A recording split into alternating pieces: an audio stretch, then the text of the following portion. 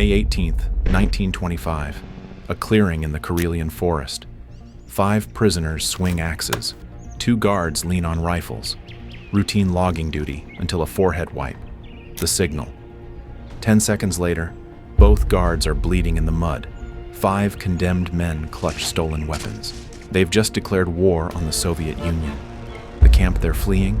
Solovki, a frozen island in the White Sea that Solzhenitsyn would later call the mother of the Gulag. No one has ever escaped. Freezing water surrounds it. 300 kilometers of trackless swamp separates them from Finland. Armed patrols with dogs hunt every coastline. But here's what makes this different. One of these men was lured back to Russia by a fake Soviet amnesty. The promise was a trap. Hundreds accepted. All were arrested on arrival. Now the man who fell for a lie is about to expose one. For 36 days, they cross terrain so brutal it kills healthy men. No map, no food. The entire Soviet security apparatus hunting them. They make it.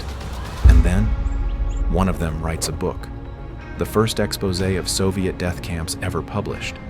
How did 5 prisoners escape the inescapable? And why did their freedom terrify Stalin more than any army? 1923. Sozerko Malsagov sits in a cramped Istanbul apartment, scanning a Soviet newspaper someone smuggled across the border. He is a man in limbo, an ex-White Army officer exiled since the Civil War, watching his homeland from thousands of kilometers away. Then he reads an announcement that stops his breath. An amnesty, full pardon for all former white officers who return voluntarily. No charges, no reprisals. A free ticket home. It sounds too perfect. Part of Malsagov suspects exactly that.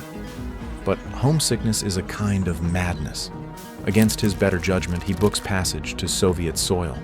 He isn't alone. Hundreds of other exiles accept the same offer, dreaming of family reunions and quiet farms. Instead, they are greeted at the dock by OGPU agents with rifles leveled. The amnesty is a trap, an intelligence operation designed to lure enemies out of hiding and onto Soviet territory where they can be legally arrested. Malsagov understands this the instant he sees shackles. A show trial follows within weeks. The charge is counter-revolutionary activity, which translates to having fought against the Bolsheviks 5 years earlier. The sentence is 3 years of hard labor in a special purpose camp. 3 years. Malsagov allows himself a flash of relief. Finite, maybe survivable. But veteran convicts in the holding cell shake their heads. They know better. 3 years in this system is a fiction. January 1924, deep winter. Malsagov arrives in chains at his new address, Solovetsky Special Purpose Camp, Solovki. Once a medieval monastery, now a frozen Alcatraz on an island in the White Sea. Icy wind slices through his threadbare coat as he shuffles off the transport boat. Ancient stone walls encircle thousands of prisoners. Guards in long coats bark orders.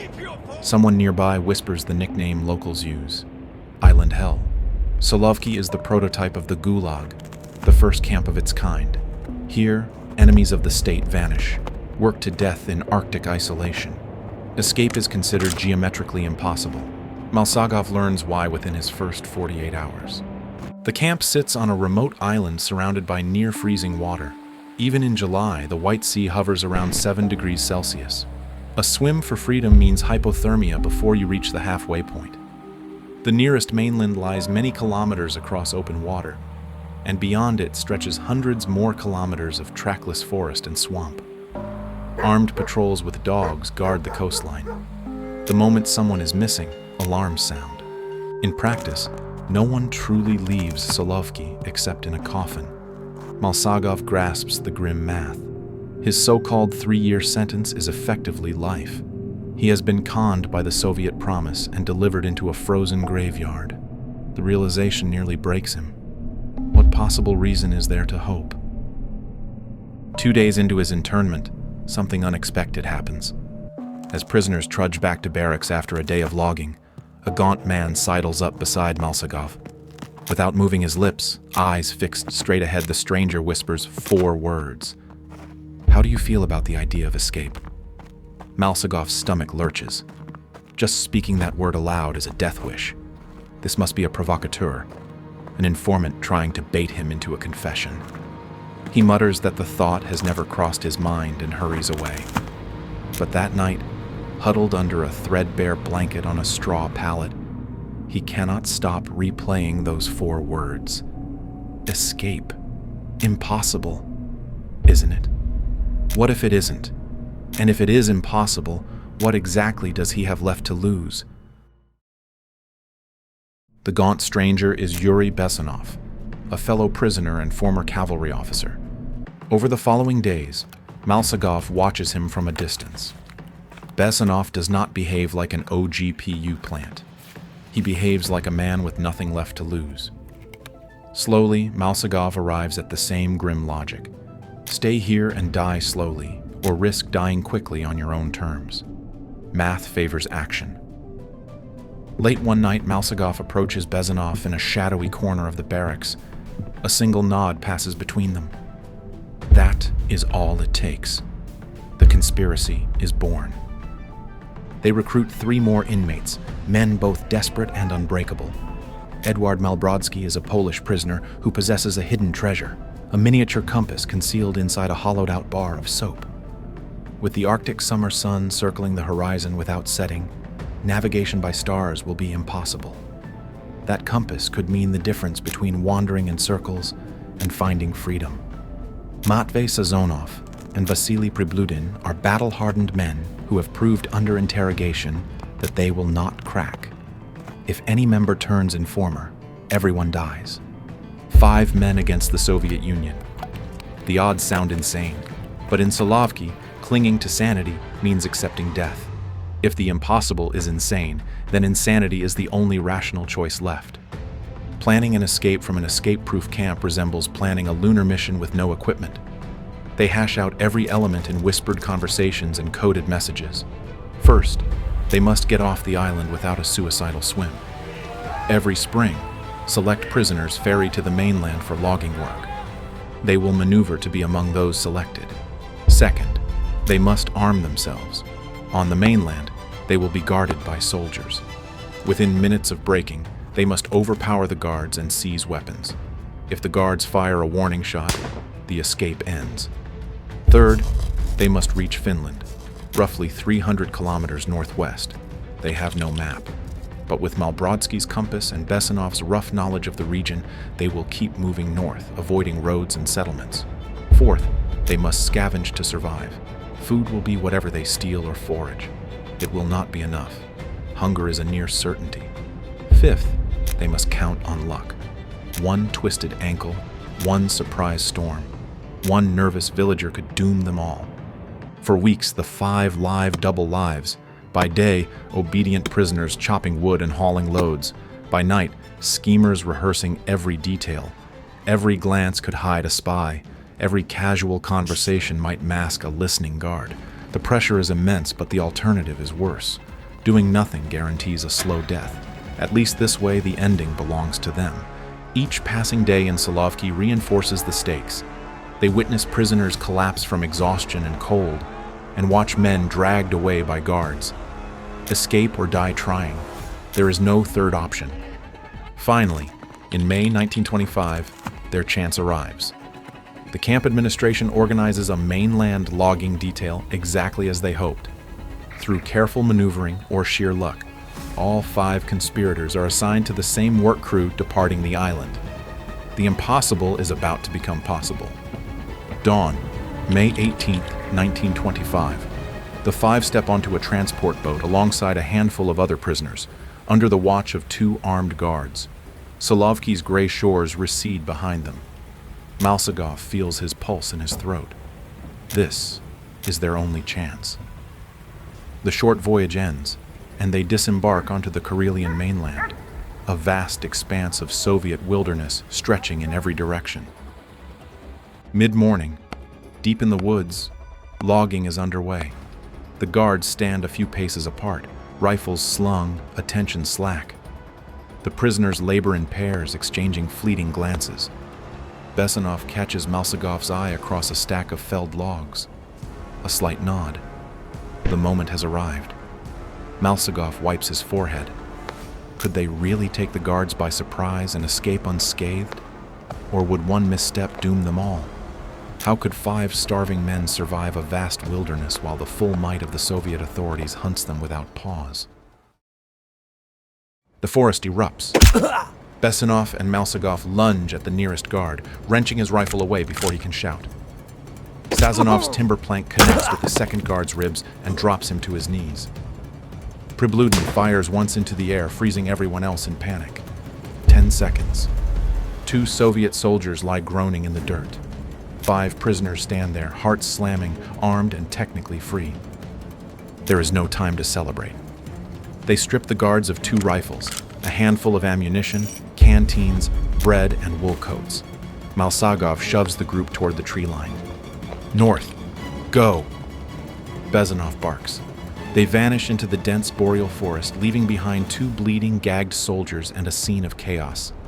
Every second is precious now. The prison camp will realize something is wrong within hours. The fugitives crash through thickets, wade across boggy streams, and put as much distance as possible between themselves and the logging site. By nightfall, they have covered a surprising stretch of ground. Exhausted and soaked in sweat, they finally dare to stop in a hollow beneath a cluster of firs. The clock is ticking toward an all-out manhunt. How long until the Soviets mobilize? And when they do, how can 5 starving men outrun an entire nation? Around a small, hidden fire, they make a grim pact. No one gets captured. If cornered, they will fight to the last bullet or take their own lives rather than be dragged back to Solovki. It is a morbid vow, but in their situation, it feels like the only mercy available. Better to die free than live long as an example of failure. The manhunt begins sooner than they hoped. At dawn on the second day, distant baying of dogs and shouts warn them that Soviet pursuers have picked up their trail. A unit of guards is closing fast. The 5 barely take cover behind a rocky ridge before bullets start whizzing through the pines. Spread out, Malsagov hisses. The fugitives use what little cover the terrain offers. Pribludin returns fire, forcing the lead tracker behind a stump.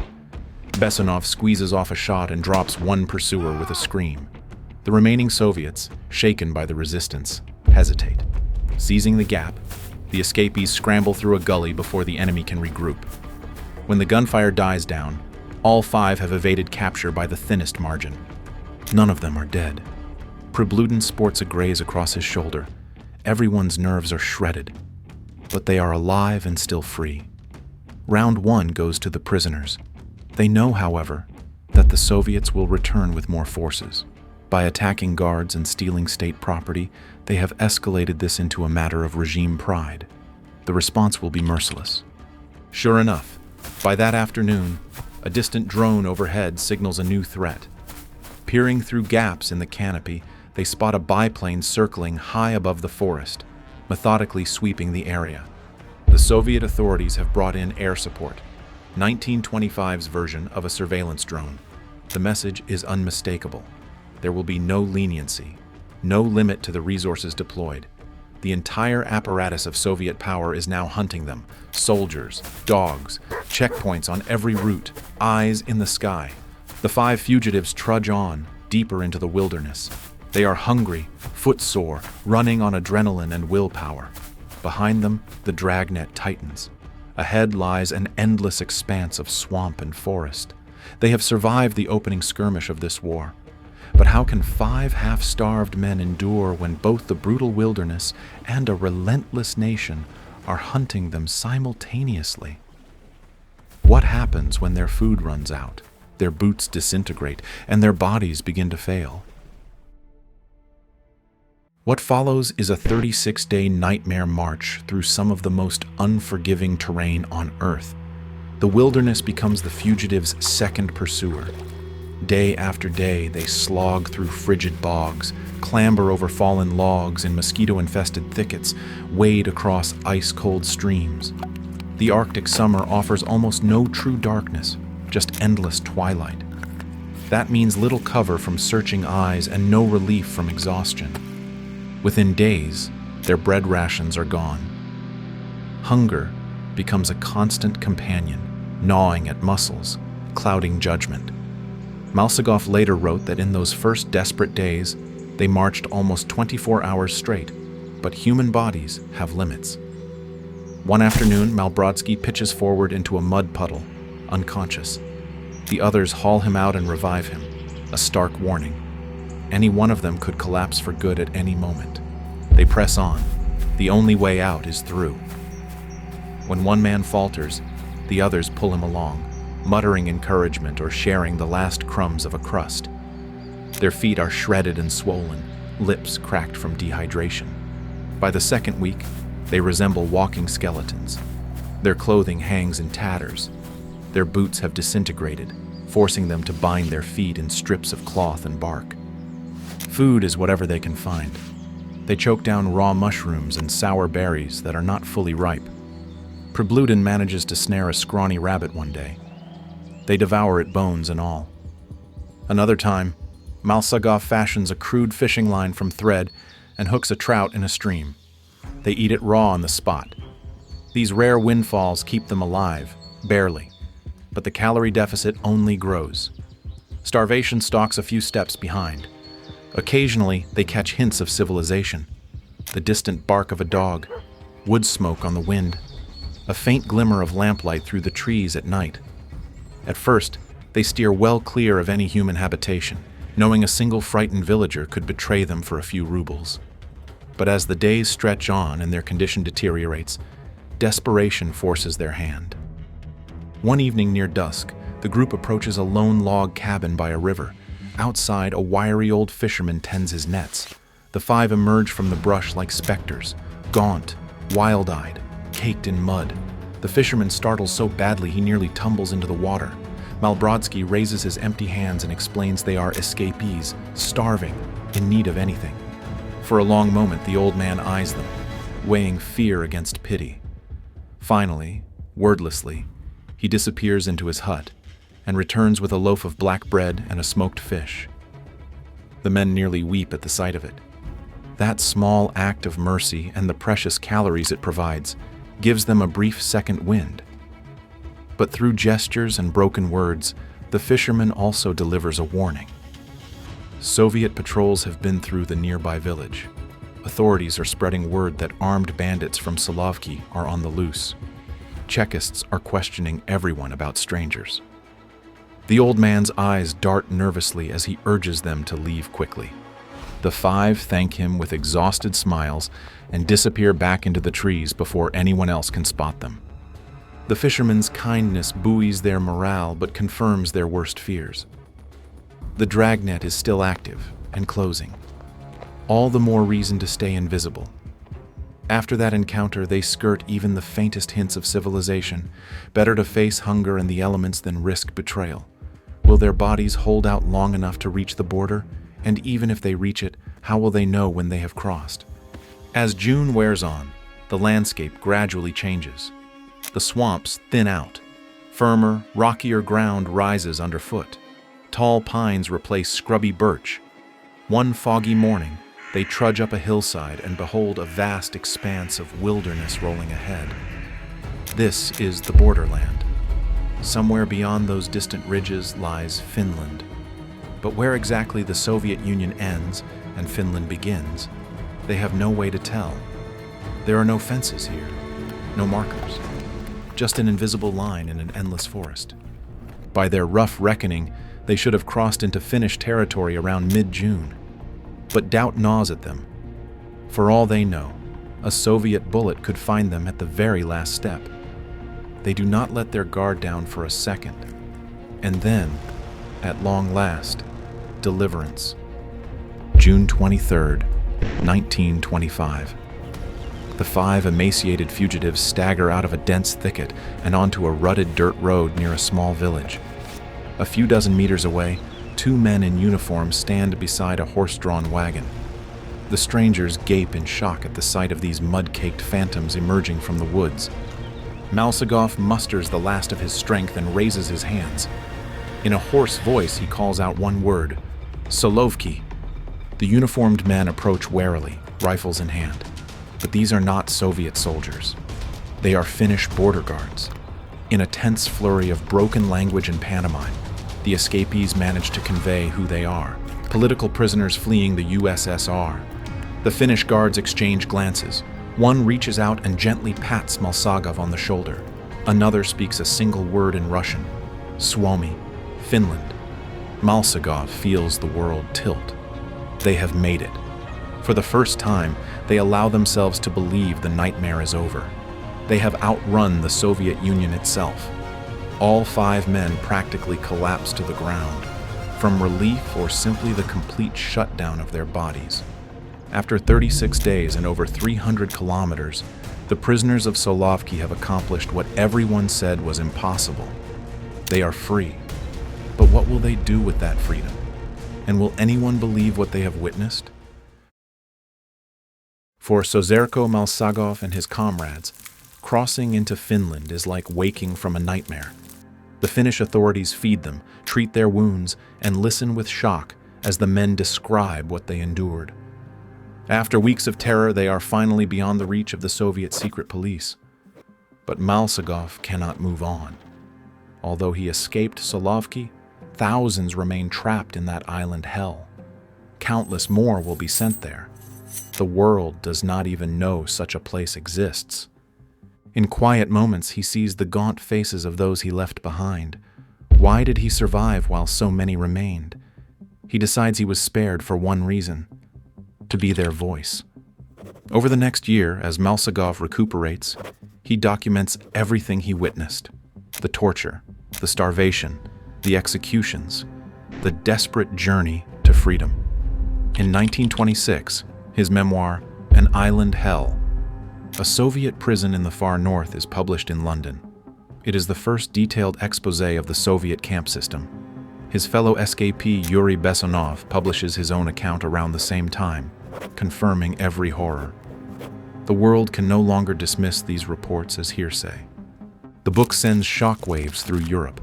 The Soviet Union had cultivated an image of a proletarian utopia. Malsagov reveals a hidden inferno. Page after page describes prisoners beaten, starved, and worked to death. This is not the narrative of progress the Bolsheviks advertise. It is a glimpse into an archipelago of misery the regime has tried desperately to conceal. The Kremlin's reaction is swift. Soviet newspapers denounce Malsagov as a fraud, a counter-revolutionary liar. Pravda insists no such death camps exist. The very idea is capitalist propaganda. The OGPU quietly issues orders that any recaptured Solovki escapee is to be executed immediately. They want to ensure there will not be a second Malsagov. In public, the Soviet line is that enemies of the state are inventing horror stories. But behind closed doors, Malsagov's testimony has set off alarm bells. One escaped prisoner with a pen has done something the Soviets fear more than armed uprisings. He has made their secrets visible. In 1929, desperate to counter Malsagov's claims, the regime stages a propaganda spectacle. It invites the famous writer Maxim Gorky to tour Solovki as a VIP guest. The visit is carefully choreographed. The camp is scrubbed clean. Violent guards are reassigned. Healthy-looking prisoners smile and pose in workshops. For a few days, Solovki masquerades as a model rehabilitative community. Gorky, either fooled or willfully complicit, publishes a glowing article. He praises Solovki as a percolator of labor. "I saw no beasts or monsters," he writes. The Soviet propaganda machine blasts his account across the world, hoping to drown out voices like Malsagov's. This elaborate charade fools some, but it also proves Malsagov struck a nerve. The Soviet state was clearly terrified of one man armed with the truth. They were not afraid of 5 escaped prisoners with rifles. They were afraid of what those men could tell the world. One memoir by a nobody from nowhere had them scrambling to mount an international disinformation campaign. In their panic, they admitted the truth. Yes, we have secrets to hide. Malsagov's revelations did not halt the Gulag's growth. Solovki continued operating until 1939. Under Stalin, the camp system exploded across the USSR. The 1930s saw the Gulag metastasize into hundreds of camps, consuming millions of lives. For a long time, the Soviet lie seemed to be winning. the camps remained hidden behind censorship and fear. Malsagov's book became a forgotten early alarm as the world plunged into the Second World War. But the seed of truth had been planted. Decades later, Alexander Solzhenitsyn wrote The Gulag Archipelago, finally exposing the full scope of the Soviet prison camp system. In that monumental work, Solzhenitsyn acknowledged the pioneers who came before him, including the first man who escaped and lived to tell the tale. Sozerko Malsagov. The torch of truth that Malsagov lit in 1926 was carried on. Eventually, it helped burn through the lies. On the surface, this is a story about 5 men who shot their way out of an impossible prison. But its significance runs deeper. It is the story of how one man transformed from the victim of a lie into the nemesis of that lie. In 1923, Malsagov trusted the Soviet Union's promise and paid dearly. In 1926, armed with nothing but words, he shattered the Soviet Union's facade.